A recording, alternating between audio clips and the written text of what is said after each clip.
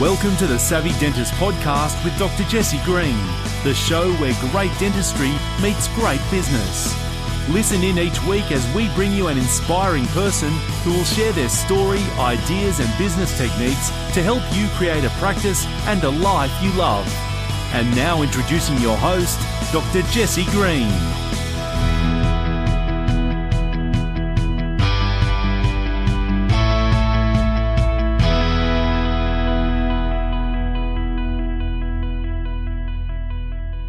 So what we're going to be doing is we're really going to be focusing on the first element of scalability, which is all about knowing your outcome, because we really need to have a clear idea of what it is we're trying to achieve at the outset.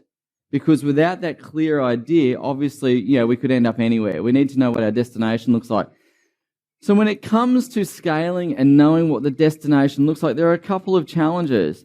So the first problem, of course, is that when we start to think about this, we feel a little bit like we're flying blind. And when we're flying blind, that can lead to obvious problems. So one of the things we're looking to try and create for you guys today is a roadmap, a pathway. And when you have a pathway and you're flying according to your flight plan, the destination is clear, the path is clear, the risks are minimized, obviously.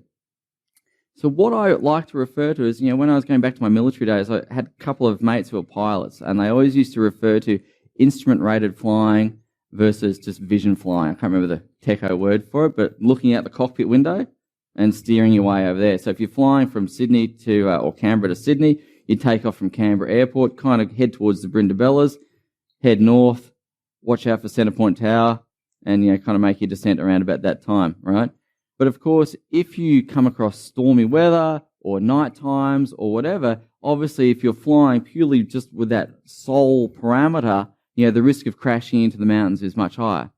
As opposed to instrument-rated flying where you have a dashboard and other things around you to tell you whether you're on the right track or not. You can fly more safely in all sorts of different conditions. So the second problem that comes up when you're looking to know your outcome is, of course, there are a bazillion things that can literally take you off course. We spoke about critical drivers, and we're going to touch on that really quickly again today, but critical drivers are designed to keep you on course, so you narrow your focus, you spend your energy and your time for its highest possible return. That's really the aim of a critical driver. So what we're looking to try and do is minimize distractions, minimize outside noise, minimize outside interference, and have you guys run in as straight a line as possible. Obviously, the shortest distance between 2 points is a straight line. And of course, the biggest challenge of all when it comes to some of these things is, the business begins to underperform. It's not getting the results that it's potentially capable of. And ultimately, that can feel like you're this person. So if you don't get this scaling caper right, you're still stuck. You're still the person who's running harder and harder and harder, pedaling for ever diminishing returns. And typically what happens is when people stick to this just going to the profitability level, what will happen is profitability will absolutely increase, right? Or it'll maybe not linear, but it'll go up. And then what happens is as you get to this point here, you become tired. Can anyone relate to that concept of being a bit tired? Your income comes up, and because you're a bit tired, your income plateaus. Okay? Your income does plateau. What actually then happens, though, is because you're still tired, you still haven't got the energy to keep your foot down to the pedal to the metal, is your income will actually dip and then plateau because you're not able to even sustain the plateau. That's the risk. So to make that shift to scalability where you grow again and you have that exponential growth again, as I mentioned, it comes back to a couple of things. The first one is having a business model that allows for it, where you've built the foundations, where, as I've made the point yesterday, the focus shifts from being the guy or the girl who delivers great care to patients to building a great team of people who deliver great care to patients on your behalf, which then supports the business, which then supports you. Equally, there is a mindset shift that has to occur with the business model shift, okay? What got you here won't get you there. So there needs to be a shift, and that's what we're going to be exploring today.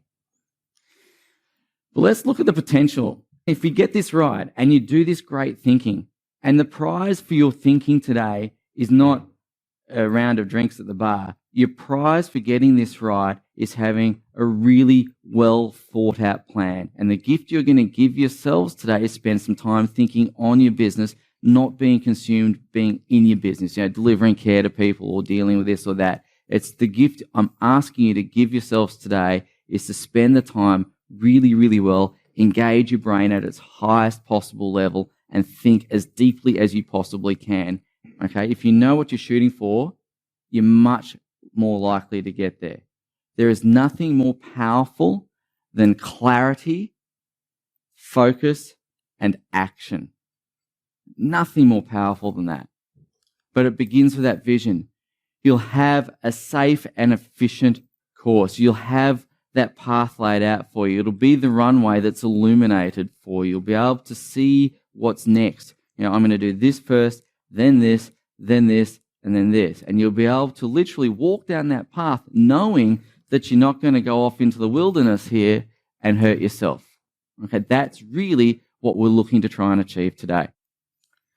Equally, your practice will outperform. It will fulfill its potential. I guarantee you that every single practice has latent potential yet to be tapped.